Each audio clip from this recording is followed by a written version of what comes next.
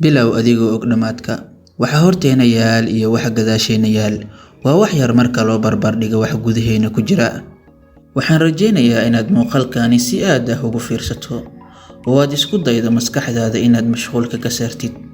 waxaan ka rabaa inaad si fiican u dhuuxdo muuqaalkani soo socdo maxaa yeelay ma ahan mid aad horay u aragtay.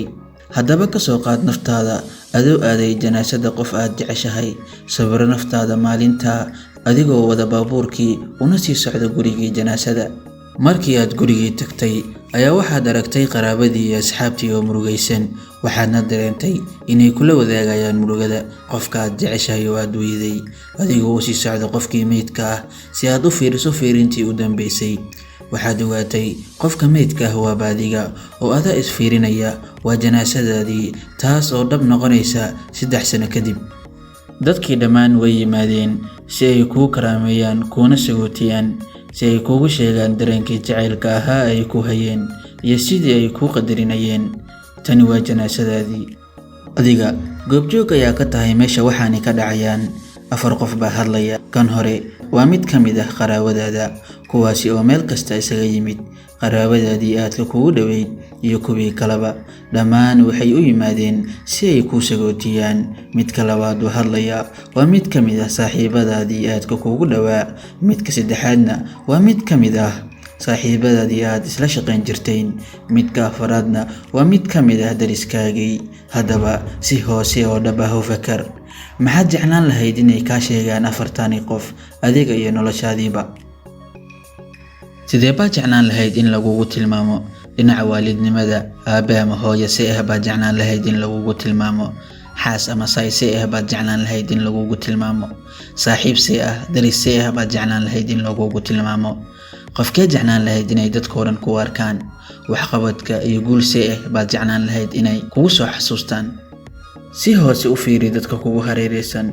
maxaa waaye isbeddelka aad rabto inaad ku samayso noloshooda iyo waxay ka aaminsan yihiin haddii aad fursad labaad u hesho? intaadan muuqaalkani dhammaystirin waxaad diiwaan gashataa dareenkii aad dareentay iyo waxa aad jeclaan lahayd. taasi waxay kuu sahlaysaa inaad naftaada si fiican aad u barato. haddii aad saa samayso waxaa kuu suurto gashay inaad naftaada la xiriirto waqti yar aadna fahanto. bilow adigoo og dhamaadka. waxaan ugu dan leeyahay inaad maalintaada bilowdo adoo dhamaadka noloshaada og. taasna waxay ku dhici kartaa inaad xadido waxa aad aaminsan tahay iyo waxa aad rabto inaad xaqiijiso. taasi haddii aad samayso waxaad ku qasbanaanaysaa inaad habdhaqankaaga maanta iyo beri iyo asbuuca dambe ama bisha dambe kuliba ay noqonayaan wax ku anfacaya oo aad qorshahaaga ku gaari kartid. markay ku caddahay dhamaadka noloshaada, wax kasta oo aad samayso waa wax noloshaada dambe faa'iido u leh. taasna waad ku kalsoon tahay. waxaa laga wadaa bilow adoo dhamaadka og, inaad naftaada fahanto iyo inaad ogaato meesha u socoto iyo inaad fahanto meesha aad taagan tahay hadda. kadibna aad hadda tilaabo u qaado wadada saxda ah. maalin baa oday la weydiiyey saaxiibkii oo dhintay, muxuu ka tegay ninkaasi? wuxuu yiri wax kasta waa uu ka tegay, yacni dhinac kasta waxbuu uga tegay. taasina waxay noo cadaynaysaa inuu guul nolosha ka gaaray. tusaale ahaan haddaan u soo qaadano, haddaad rabto inaad guri dhisto waa sii qorsheynaysaa qaabkii uu guriga noqon lahaa, inta qol aad rabto iyo qaabkiisa guud ahaan waana sii sawiraysaa muuqaalkiisa si aad shaqada ugu bilowdo si guul ahna aad ugu dhammayso. haddii aadan saa u sii qorshayn hadhow waad ku dhibaatoonaysaa, waxaana kaa gelaya dadaal iyo maal ka badan intii uu baahnaa. taasna waa qorshe la'aanta dhibaatada ay leedahay. sidaa darteed waa inaad sii sawirtaa guriga dhabta ah ee aad rabto, kadibna bilowdaa dhisidiisii. maalin kastaana aad dib u fiirisaa sawirkii si aad u hubiso inaad waddadii saxda ahayd aad ku socoto.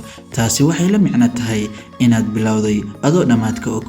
qaacidada ah bilow adoo dhamaadka og waa habka ugu saameynta badan oo uu qofka qorshe nololeed ku samaysan karo. waa hab aad xoogga saarayso waxa aad rabto inaad noqoto, taasoo ah baahidaada nafeed iyo waxa aad rabto inaad samayso, taasi oo ah guusha aad rabto inaad gaarto. haddaba bilow adoo dhamaadka og. kulanti dambe oo xiiso leh daawade.